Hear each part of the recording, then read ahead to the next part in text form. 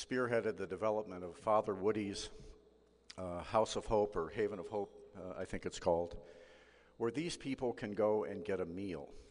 They can go and take a shower in privacy and get their decency and get their respect. And today, Don Gallegos is being a servant once again, and he's going to serve us by sharing his passion for customer service. Please join me in welcoming Don Gallegos.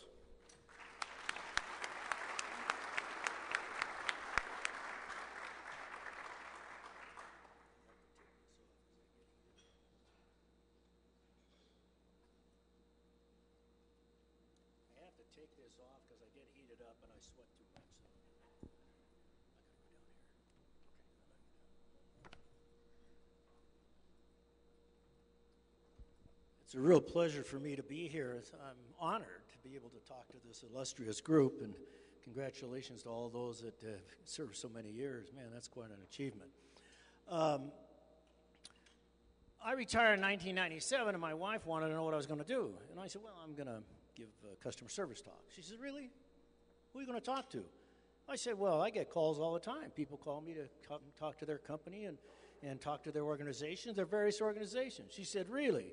She said, the only reason they're calling you is because you're president. We'll wait till you're not president. We'll see how many calls you get. See, at work, I was a captain of industry. At home, I'm a first-class jerk. So I really didn't plan it. I said, so from April 1st of 97 to December of 1997, I gave 18 talks, and it was all word of mouth. I had no manager or anything. And then the next year, around 35 talks. And then, of course, it kept growing. And I was giving it to various industries, banks, insurance companies, because when I first started, I thought, well, my stories are all about the grocery business because that's my background. But over time, I figured out service is service. I don't care what industry you're in.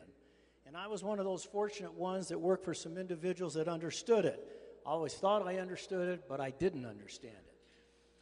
Service in America is horrible at best.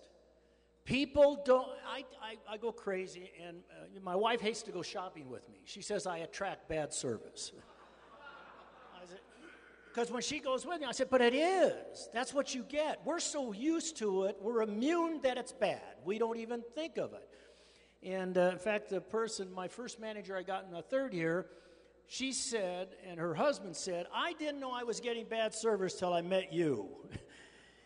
And it's true. People think what they're getting is good. And see, I don't care where you're shopping.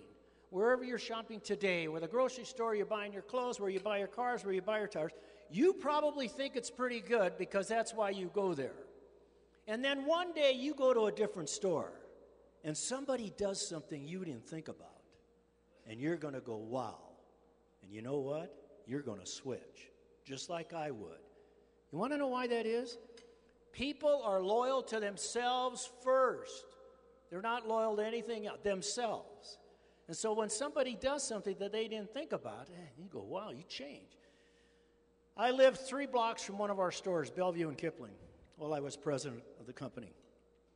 It was the most over-supervised store in the company, too, by the way. I told that manager there's no way he can fail with all this input.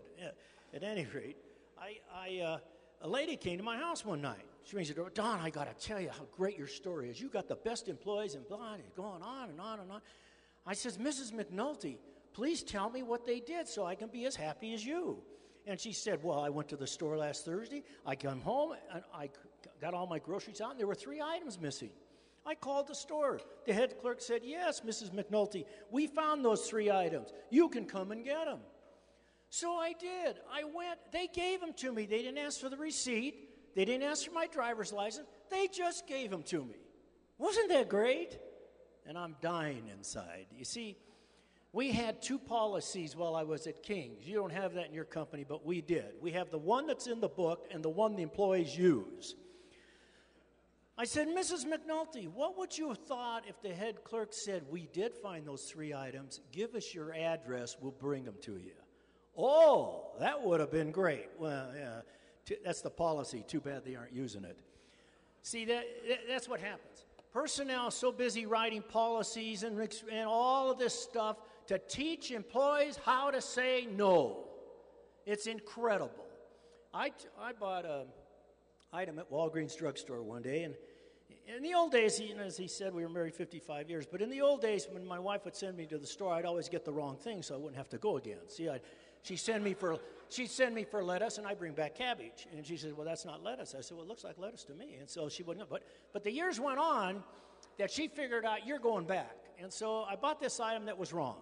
I go to Walgreens, go to the check stand, $7.73. She wants my driver's license, which they didn't ask for when I bought it, and probably a picture of my firstborn, and then proceeds to tell me she can't do it. I got to call a supervisor. So a supervisor comes out of the back room. He comes over and okays it. So I write a letter to the president of Walgreens, and you and I know he didn't answer it. I said, I got an idea for you. I know how you can save some money. Fire the clerk and put the supervisor in the check stand. You're paying 2 salaries to get one thing done. You mean to tell me that you hire people to take care of the customer and they got to call God to get something okayed? That's insanity. That's crazy. Why do we do that? Why do companies do it? The person says to me, yeah, but what if they make a mistake? I said, what the hell, they're making them now. With all of the policies, there's mistakes. My gosh. You mean that you're paying that checker probably $15 an hour and she can't okay a $7 item, a refund? Gee, we're liable to get taken. Oh, my God, give me a break. You know, we always looked at a customer being worth $5,000 a year to us. If they stay 10 years, it's $50,000, isn't it? Well, the refund's pretty cheap, isn't it? Because we always said there were no questions asked refund, which means we don't want the receipt. A guy could complain about having bad meat last night, and he can come into our store. The policy is give him the money. We don't want the uneaten steak, and we don't want the receipt. We want the customer. Now, people say, but you're going to get ripped off. Yes, we're getting ripped off. Now that you know I know it, quit worrying about it. Well, employees used to say that to me. I mean, some people rip you off, but what's the percentage? How big is it? If you had 1,000 customers a week, how many rip you off? Would 10%? It'd be pretty high, wouldn't it? So what? You got 90, don't you? We always look at the negatives. You know, I was one of those guys that when I used to give talks years and years ago, particularly to the employees, and always thought it was smart to say the customer's always right, the customer's always smart. I thought it was always right. I thought that was smart. So one day, I don't know what made me say this. I said to the employees, you know what? The customer's not always right. And they cheered. Even Gallegos finally gets it. I figured it's on. I says, oh, my God. I said, the customer's not always right, but they're always the customer. Wrong customers spend money. What do you want to win, the argument or the customer? So I wrote a book, Win the Customer, Not the Argument. Now, I want you to know that a lot of thought went into this because you can see how thick it is. And I know you aren't going to believe how quick I got it done. It took 5 years. And you want to know why? Because every time I started going to computer, and these publishers back there saying, get that book written, will you? Every time I looked at it and got it on paper, on the computer, I looked at it and says, oh, who's going to read this junk? Anyway, I finally gave up, and it took 5 years, and this is it. Most of it is a lot of the stories that I'm telling you here today, but wrong customers spend money. Quit worrying about trying to win. I want the customer. I always answered my own phone, particularly when I was president. How many in this room think you could call and get the president of a large company? You'll go through some ribbon clerk who is there to protect the president from you because you're just the customer.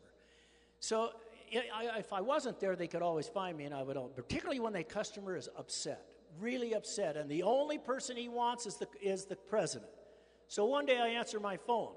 And this guy is chewing. He says, is this Don Gallegos, the president? I said, yeah. I said, well, I got a bone to pick with you. I said, I want to hear it. And he absolutely tore me. I mean, I had to hold the phone this far away from my ear. I figured the only way I was going to satisfy him was to fire the manager and have him shot at sundown. First thing I said to him was, Mr. Jenkins, I'm surprised you're not madder. Oh, my God, there's a big pause. He doesn't think I'm mad enough. I said, we've obviously done a poor job training. Oh, he said, it's not your fault. He's in my arena now, isn't he? I got him. He's done. I said, Mr. Jenkins, yes, it is.